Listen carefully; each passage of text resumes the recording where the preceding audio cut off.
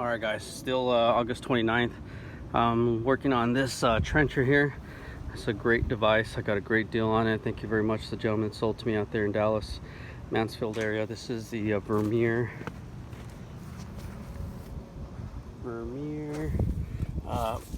RT100. Great tool, great device.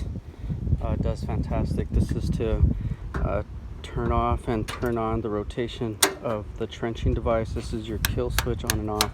I've disabled it just because I'm having issues with the oil flow sensor. Anyways, this is to raise the device so it can be in the vertical position as it is in now, and this is also to lower the device so it can actually start digging. I was told this thing digs 3 feet deep, but it really doesn't. It only digs about 18 inches or so, maybe 2 feet at the most. But still does great for shallow sprinkler system or ditch French drain or something to that effect. This is your toggle for speed. I never move it from there. I just always leave it on the Rabbit versus the Tortoise, and it runs at high speed all the time. This is my neutral. You can see that it's not necessarily all the way down. I'm sure there's an adjustment somewhere or a valve check ball or something that needs to be replaced so that I can have it actually click into neutral versus having to shift it gently to the right position of where neutral and forward and reverse are. These handles here, I'm not sure what the heck they do. My oil filter there, I need to go and get it changed out. But you can see my hydraulic fluid is very high. See from here, max level is this, and technically it's at max level already, which is why this is all dirty. I was using it the other day and that thing was overfilled, and so it spilled out a decent amount of hydraulic fluid, but it's okay, we're still there. This tire is the one that tends to spin the most. That's why you can see how worn it is. I need to go ahead and change it out. This one's almost brand new. This one does spin, but it's like a secondary almost. I'm not sure why that is. I would think that, well, I guess it's harder, having a positive traction is harder to rotate, and considering there's no steering, this is a stationary forward facing tire, that it'd be very hard to steer it. So in order to steer this thing, you have to actually push down on this and tilt the whole thing up and get this tire off the ground and rotate it. And if these were rotating at the same speed, it'd be impossible to turn it. So you have to have one rotate at a lesser speed so you can actually turn the device, which makes sense why it's not always positive traction. But when it needs to, I think it does actually grab. I've got it stuck once where I dug a hole and went back to dig it wider, and I dropped that other tire into the hole and dropping it completely. So like a tricycle, the three-wheelers that were so dangerous and they stopped selling them, same idea. This one tipped over with the same general idea, tipped over. It's very difficult. I ended up having to tie it off to a tree, kind of like that one, and strap a strap and crank it all the way back till I finally got it out, you know, an inch at a time. This video is not necessarily for this Vermeer. I'm trying to see, let me see if this little Honda, here it is. This is the Honda engine for this Vermeer. I'm not sure what all those numbers mean, but it's there. If you guys want any additional information on this, let me know. Oh, just FYI, this gray switch, the choke, and it's got to be on to get it going. This is obviously your fuel level or fuel valve. Turn on your fuel so it can come out of the fuel tank down there. Runs great. This system runs really good. I got a fantastic deal on it. It's 1-inch hydraulic hose, 212 psi on it. I had a problem where this tire was leaking because I punched it into my trailer, and you can see where I always stash it. There's the tire mark where I'm going to stash it. But when I crunched, I went a little too far forward and ended up getting it.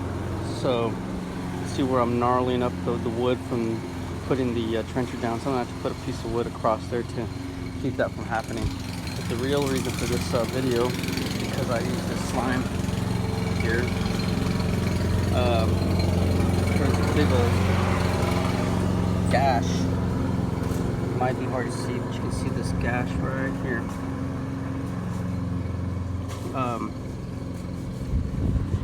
And so I couldn't get it to stop.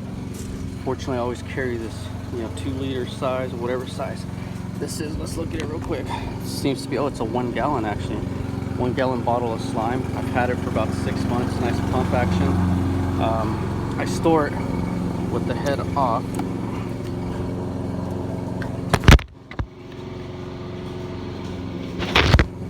Store it with the head off, just so that it doesn't break. Fortunately, I was able to find my hose and head. But anyways, worked really good. I put about 6-7 pumps into this. This happened to be on the ground. It's because it was smashed. It was really low, and you can just kind of see how there was some green slime already coming out of it. Initially I couldn't get it past 14 psi, and once I put about 7 or 8 pumps of this slime in there, I got it up to 20.5 in seconds. It just held air really good. You can see it's still holding air really well. This is the system I use. This is an AC system. It's really good for changing out your valve cores. Here's your valve core removal toolkit. I forget if I got this off of Amazon or eBay, but it's a great tool. You can look up some videos on how to use it.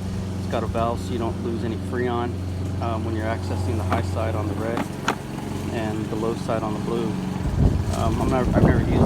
I'm not sure if that's for R12 or R22 setups. Like I said, I've never used them. You got different sizes because Honda, Toyota use different valves too. So anyways, this little core set worked out really well. Here is part number 312KIT.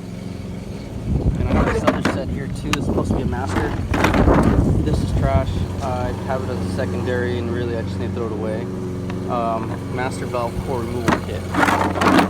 LPN RR78819321. Part number FJ2750. Now you can see from my Milwaukee gloves, I've used these things for the last year maybe, and they still work out well. Milwaukee, if you're listening, can you send me a few extra lefts? Apparently I use my left hand more than I do my right hand. This glove is still good, but this left one is the one that I do all my work with currently. But anyways, a couple of different setups. Oh, let me open this box up so you can see what's in here.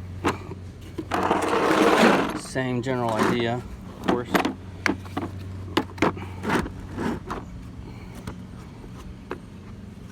Same general idea. This one you have to assemble the low and the high side onto your one valve, where this one actually has 2 valves separate for one for each. You don't have to mess around with assembling it.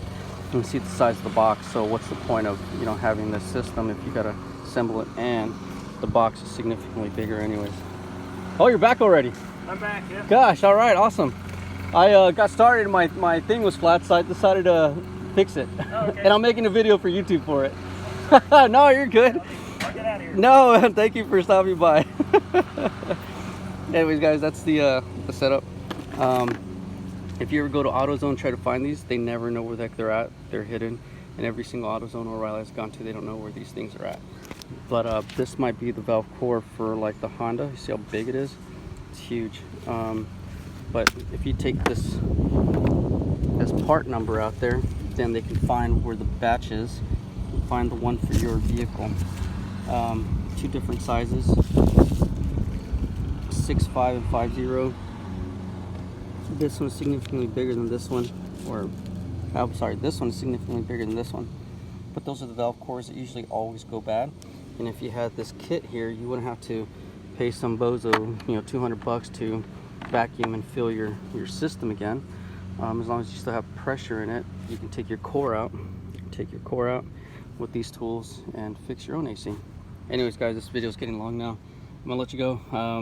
Happen to be a registered nurse, but when I'm not fixing hearts, I'm out here fixing everything else. Thanks, guys.